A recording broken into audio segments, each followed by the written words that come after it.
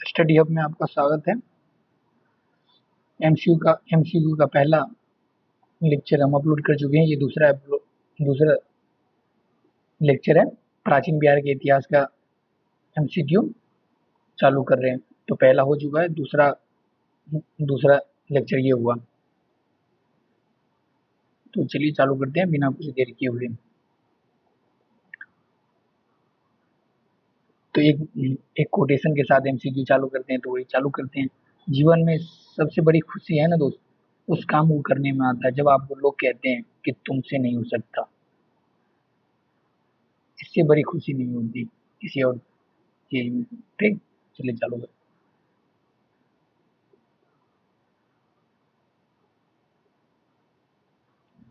मगध राजवंश का प्रतापी राजा बृहदर्थ का उल्लेख देखे तो किस में है? तो महाभारत में है, या बौद्ध ग्रंथ में, या पुराण में है, या तीनों में है? तो रिविजन में बताए थे कि मगध राजवंश का प्रतापी राजा बृहदर्थ का उल्लेख महाभारत, बौद्ध ग्रंथ, पुराण तीनों में है। जहाँ तक महाभारत में ही, जहाँ तक इसे महाभारत, बौद्ध ग्रंथ और पुराण तीनों में कहा गया है कि मगध राजवंश का प्रतापी राजा कौन था, तो बृहदर्थ था।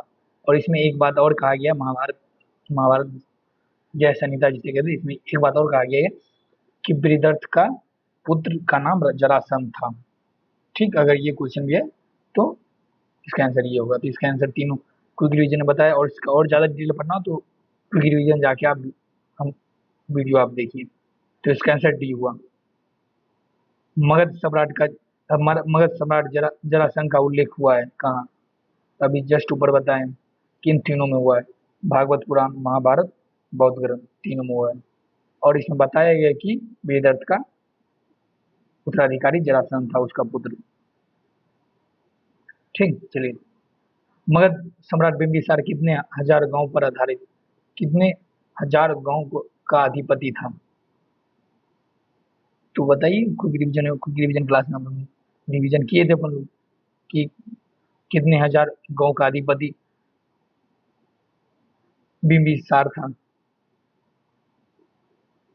बौद्ध ग्रंथ में बताया गया है कि बिंबिसार 80,000 गांव या जनपद का अधिपति था। ठीक, इसे याद रखिए। और कहा गया, तो बौद्ध ग्रंथों के अनुसार मगध सम्राट बिंबिसार कुल उपज का कितना भाग भूमि कर लेता था? तो बताइए कितना कर लेता था। क्विक रिवीजन वाला वीडियो तो देखे होंगे ना, उसमें तो बताए। और आप रेगुलर क्लास में भी इससे पढ़े होंगे। तो ये इसका 1/6 लेता था। और ये बौद्ध ग्रंथ में इसका उल्लेख किया गया है। ठीक,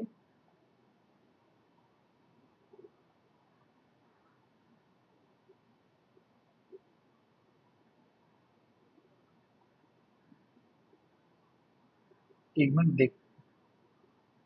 मगध सम्राट बिंबिसार को यहाँ श्रेणीय है, ये वाला श्रेय है। श्रेणीय क्यों कहा जाता है? बताइए क्यों कहा जाता है श्रेणीय? पहला ऑप्शन देखिए, अस्थायी सेना बनाए रखी थी इसलिए कहा गया। उसके पास अस्थायी सेना थी इसलिए कहा गया। या स्वयं सेनापति था इसलिए कहा गया। वो सैन्य व्यवस्था को खत्म कर दिया इसीलिए कहा गया था। तो अपन लोग कुछ रिवीजन क्लास में रिवीजन किए थे कि बिंबिसार की राज व्यवस्था एकदम सशक्त थी। और वो अपने अस्थायी सेना के लिए जाना जाता था। तो ये अस्थायी सेना बनाए रखी थी, इसी को ही श्रेणीय कहा जाता था। इसका आंसर ए हुआ।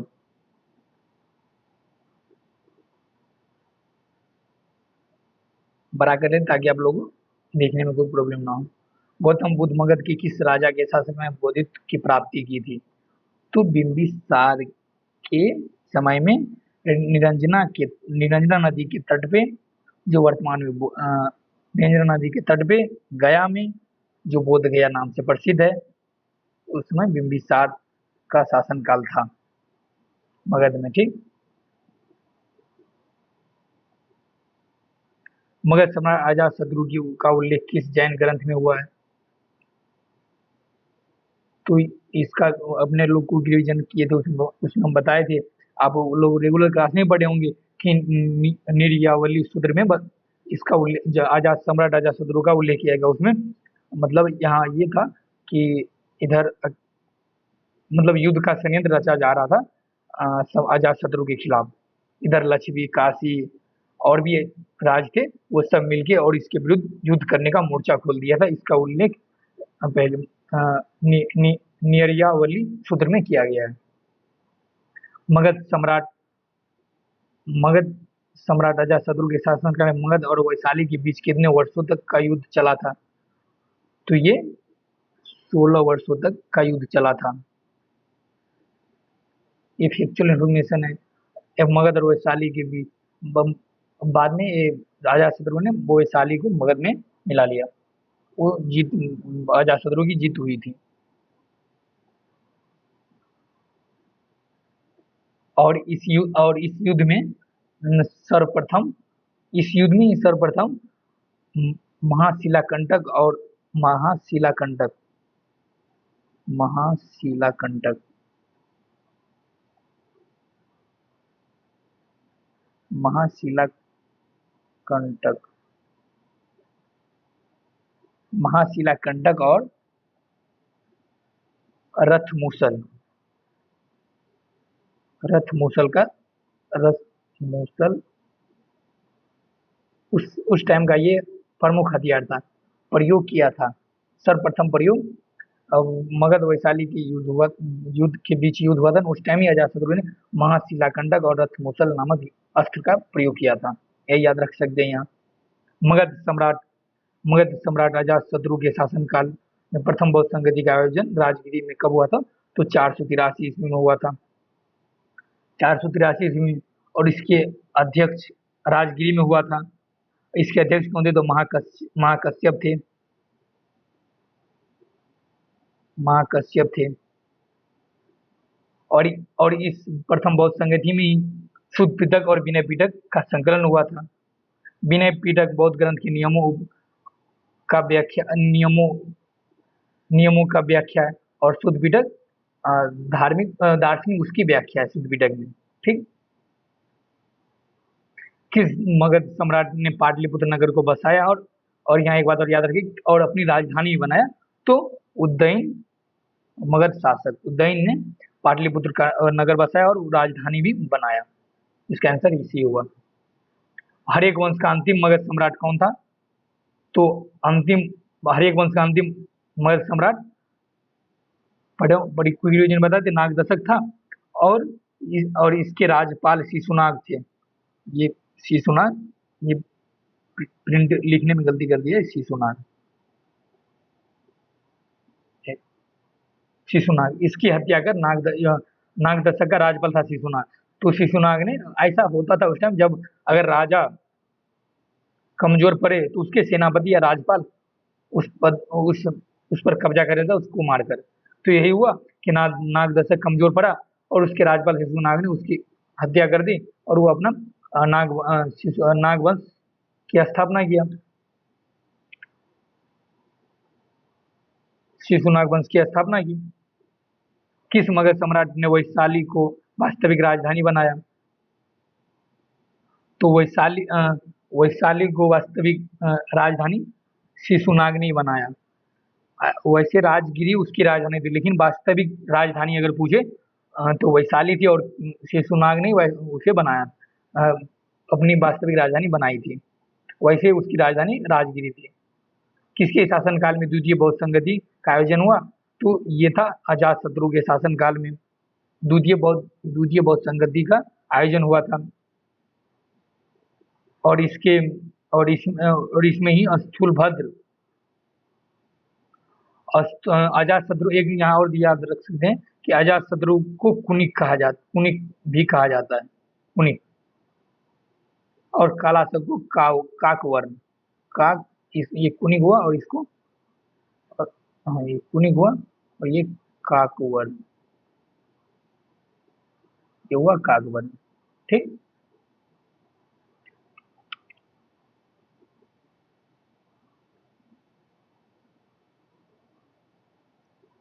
और ये द्वितीय बौद्ध संगति में ही स्थविर और स्थविर और महासिंहिक बौद्ध ग्रंथ बौद्ध विभाजन हुआ था। स्थविर संप्रदाय और महासिंहिक संप्रदाय में दोनों अलग हुआ था। द्वितीय बौद्ध संगति में ही हुआ था। और इसके 8वें वर्ष और इसके और अजातशत्रु के 8वें वर्ष में ही बुद्ध ने महानिर्वाण की प्राप्ति की थी, मतलब 483 ईस्वी में उसकी मृत्यु हो गई थी। ठीक, चलिए आगे। किस मगध सम्राट को बौद्ध ग्रंथों में उग्रसेन प्रचंड सेना का स्वामी कहा गया? तो महापद्मनम थे। तो इसे दूसरा परशुराम ही कहा गया है। दूसरा परशुराम हुआ। एक राट की उपाधि इसी ने ली है। एक राट की उपाधि हुई। सर्वछत्रात्मक की उपाधि इसने ही सर्वछत्रात्मक की उपाधि। क्षत्रियों का नाश करने वाला इसे कहते हैं। क्षत्रियों का नाश करने वाला का उपाधि भी महापद्मनंद ने ही लिया है। दूसरा परशुराम हो गया। अलंघनीय ये अलंघनीय शासक माने जाते हैं। किस मगध सम्राट ने अपने दरबार में चाणक्य को अपमानित किया था? तो धनानंद ने मतलब घमंड में आकर इसे चाणक्य का अपमान किया था। घमंड में आकर कोई तो उस टाइम ही चाणक्य ने ये कसम ली, शपथ ली कि मैं जब तक इसे पदच्युत मतलब पद से न हटा दूं तब तक मैं अपना चोटी नहीं बांधूंगा। तो चोटी तब तक खुला रखा, चाणक्य ने तब तक खुला रखा था, उसे विष्णुगुप्त कहते हैं, तब तक खुला रखा था जब तक चंद्रगुप्त मौर्य द्वारा इसकी हत्या न करवा दी गई। तो धनानंद ने चाणक्य को अपमानित किया था। मगध सम्राट धनानंद पर चंद्रगुप्त की विजय गाथा का वर्णन नाटककार विशाखदत्त की किस नाटक पुस्तक में किया गया है? तो ये सबको पता है, मुद्रा राक्षस। तो यहाँ अगर इस जगह पे याद हो कि मुद्रा राक्षस में किसका वर्णन किया गया है, तो मगध सम्राट धनानंद पर चंद्रगुप्त की विजय गाथा का वर्णन किया गया जो विशाखदत्त ने लिखा है। किस मगध सम्राट ने, ये तो हो गया।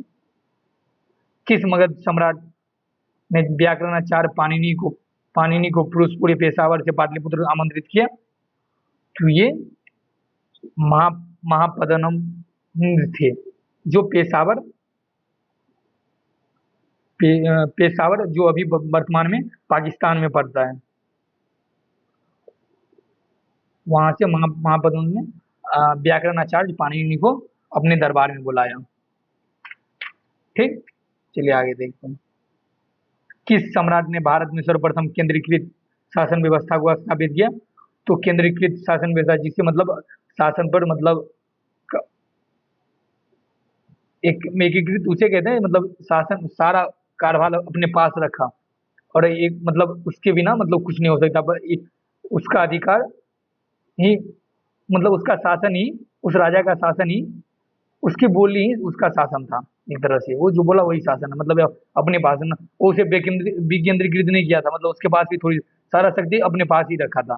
तो वो राजा इसमें से चंद्रगुप्त मौर्य थे, जो अपनों क्विक रिवीजन क्लास में से इसकी सारी डिटेल पढ़ चुके हैं। ठीक,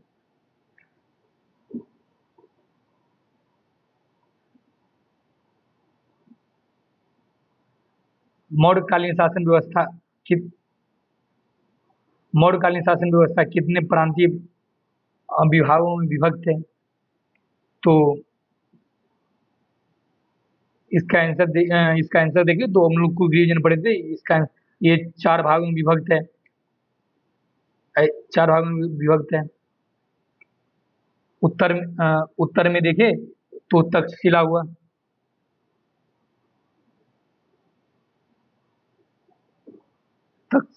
तक्षशिला हुआ।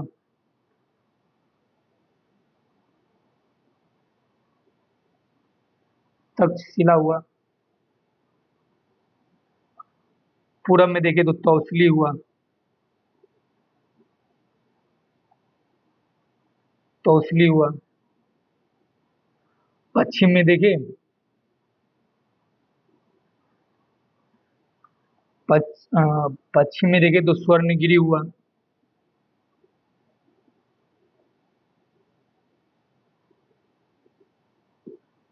और दक्षिण में देखे तो उज्जैन हुआ।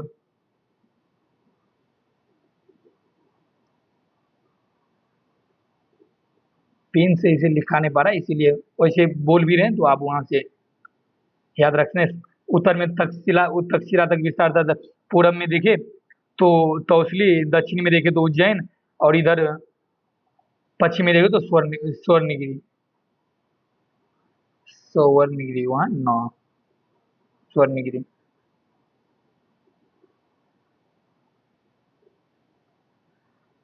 ये हुआ स्वर्णगिरी, स्वर्णगिरी हुआ। ठीक। वह ग्रंथ जिसमें पाटलिपुत्र शासन व्यवस्था का वर्णन किया गया। तो चंद्रगुप्त को मौर्य के दरबार में मेगा सेल्यूकस निकेटर ने अपने राजदूत के रूप में मेगास्थनीज को छोड़ा था।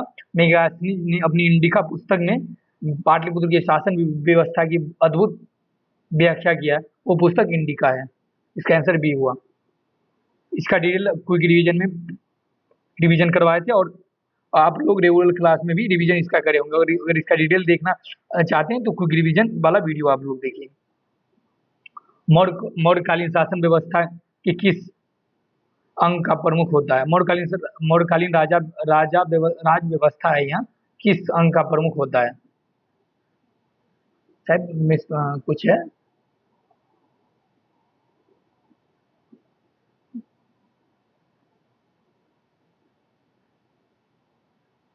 ये यहाँ ये क्वेश्चन लिखने में थोड़ा मिसप्रिंट हो गया। तो ये मौर्यकालीन, यहाँ हम बता देते हैं, सुन लीजिए। मौर्यकालीन राज व्यवस्था राज व्यवस्था कितने कितने रूपों में बटा था? तो कार्यपालिका, व्यवस्थापिका और न्यायपालिका तीनों रूपों में बटा था। तो इसका आंसर उपयुक्त सभी, जो अभी भी ऐसे ही बटा है।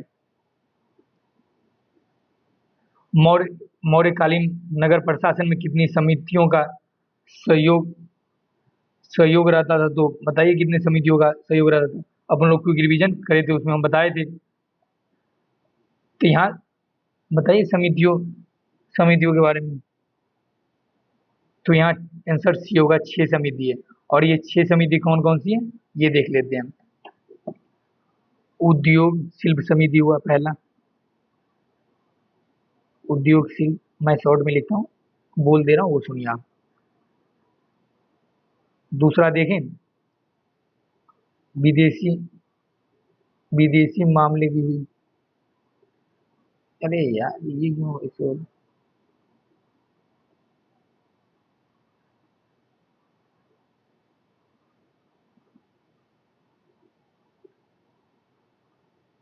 दूसरा विदेश समिति हुआ।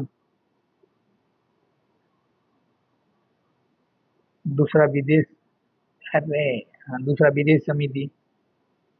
तीसरा हुआ, तीसरा जनसंख्या समिति। आप लोग सुनिए। चौथा हुआ, चौथा उद्योग शिल्प लिख लिए। हाँ, चौथा जनसंख्या भी हो गया। वस्तु निरीक्षण, वस्तु निरीक्षण हो गया, वस्तु निरीक्षण समिति हो गया। पांचवा हो गया कर निरीक्षण हो गया, कर कर निरीक्षण हो गया। और छठा हो गया विक्रय निरीक्षण, विक्रय निरीक्षण समिति। तो 6 समिति कौन कौन से ये भी बता दिए। मौर्य मौर्यकालीन मंत्री परिषद में कितने मंत्री होते थे? तो ये क्विक रिवीजन ने बताए थे कि 12 से 20 मंत्री परिषद होते थे। और बताएं तो ये जैसे कौन कौन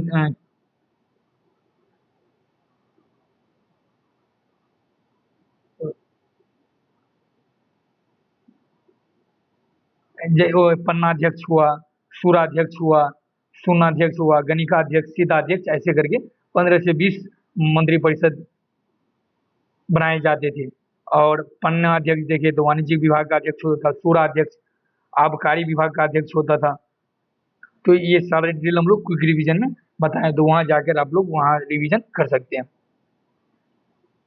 मौर्यकालीन केंद्रीय शासन संचालन के लिए कई विभाग बनाए गए थे, उन विभागों को क्या कहा जाता था?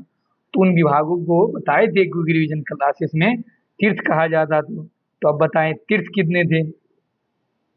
तो तीर्थ तीर्थ देखे तो तीर्थ 13, तीर्थ 13 13 थे।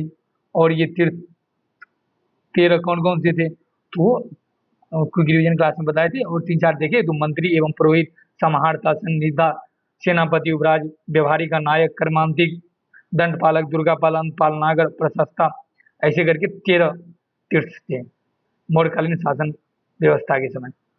कौटिल्य के अर्थशास्त्र कितने तीर्थों का उल्लेख किया गया है? तो इसमें देखें तो 16 तीर्थों का उल्लेख किया गया है, जो क्विक रिवीजन क्लास में इसके सारे डिटेल पढ़े हैं। और ये तीर्थ में देखें तो मंत्री परिषद, समाहर्ता, सेनापति, युवराज, प्रतिष्ठा, व्यवहारी, ये वही विभाग जो थे उसी को तीर्थ कहा जाता था। तो वही तो 16 विभागों में बटा था। चलिए आज का एमसीक्यू, हर रोज हम 25-25 क्वेश्चन करके ऐसे करके एमसीक्यू लाएंगे, ताकि आप लोग भी यहाँ देखकर क्वेश्चन पहले सोल्व करें। अगर आप जब वीडियो देखते तो क्वेश्चन देखिए, पहले सोल्व करें, एक पेज ले, वहाँ एक ए का क्या है, बी का क्या है, एक पहला का क्या है, दूसरा है, तीसरा है, करके लिखते एक पेज में बनाइए। और बाद में उस वीडियो को जब देखें, जब उस वीडियो को खोले मतलब चालू करें, तो वहाँ देखिए ऊपर हम क्या आंसर बता रहे हैं, फिर आप मिलान कीजिए। और जो वहाँ गलत होता है, वहाँ किस वजह से गलत हुआ उसको नोट डाउन करिए, और जिस वजह से गलत हुआ वो अगली बार गलत ना होना चाहिए, इस पे प्रयास कीजिए। और अगर भूल चुके हैं तो फिर जाके कॉपी कॉपी उल्टा के रिवीजन करिए। तो ये कर सकते हैं। चलिए आशा करते हैं आप लोगों का ये एमसीक्यू अच्छा लगा होगा। धन्यवाद।